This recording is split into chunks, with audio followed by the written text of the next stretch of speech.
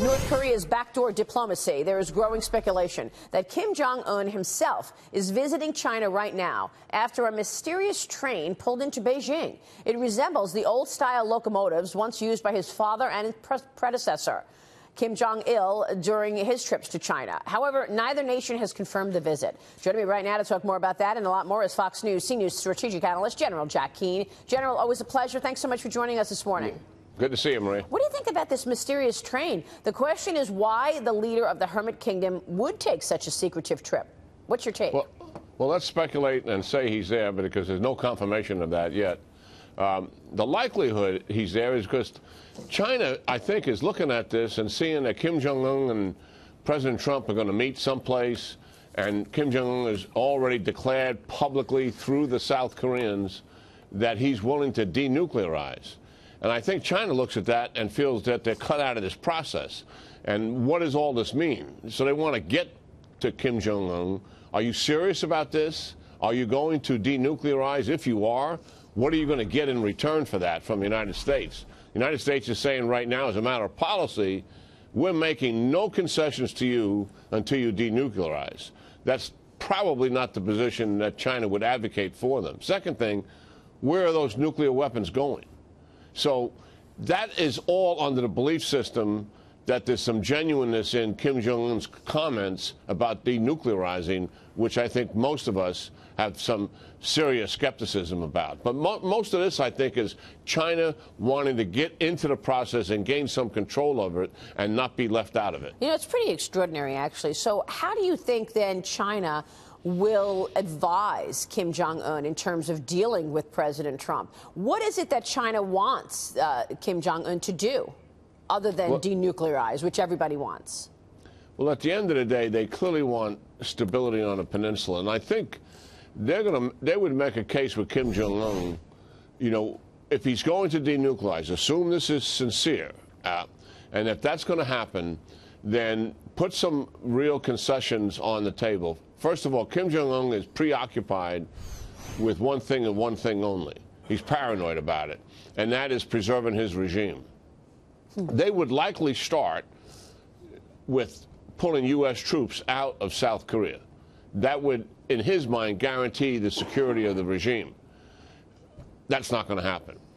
Second thing they'd probably put on the table, stop the exercises that you're doing with the South Koreans. That's not going to happen. But we could reduce the frequency and the scale of the exercises. And, of course, they'll have a fairly sizable list of economic assistance that they would want as a result of denuclearization. So fascinating, really, the chessboard here. We'll keep watching that. Let's move over to the Kremlin and this crackdown.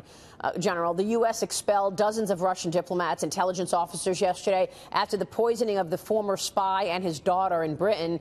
But it was part of a coordinated response alongside Canada, Australia, over a dozen other members of the European Union. White House Deputy Press Secretary Raj Shah spoke about the brazen attack yesterday and what it means for the U.S.-Russia relations. Listen to this.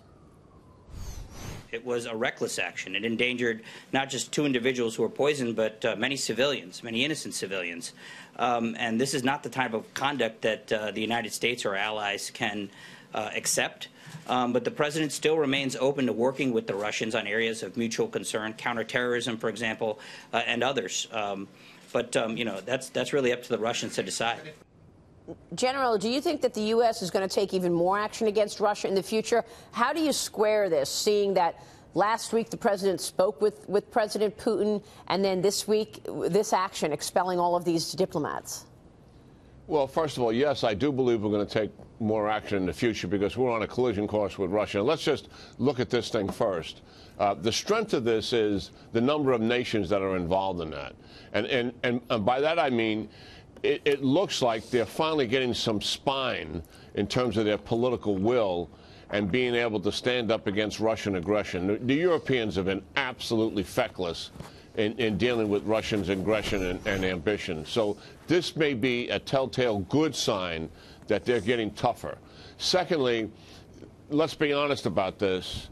The reality is that throwing out diplomats never has succeeded in deterring aggressive behavior by our adversary. It's something that's routinely done. They'll reciprocate. One thing I will give the Trump administration a lot of credit for, as opposed to telling the Russians to throw out 60 diplomats, which is what usually happens, we selected all 60 ourselves, and overwhelming the number of those, they are spies. And that obviously comes from our counterintelligence folks at the FBI. But the path we're on with Russia, Maria, Putin, 18 years in power, 6 years he just got another blank check for. He wants to stay in power indefinitely. And the pattern here is these dictators become more ambitious, more aggressive, more violent, more paranoid. And Putin fits this to a T. We're on a collision course with him. It's going to lead to more economic sanctions, likely, of him and his cronies. We will, as a result of the defense budget plus up, the military plus up, put more troops into Eastern Europe, and that will truly get Putin's attention. Yeah. But we're on a course here of having to deter his behavior, and the likelihood is we're going to have to confront him more with our allies to be able to succeed at that. Are you expecting any kind of retaliation from Russia as a result of this? Oh, yeah, sure. He'll reciprocate. What is he going to do?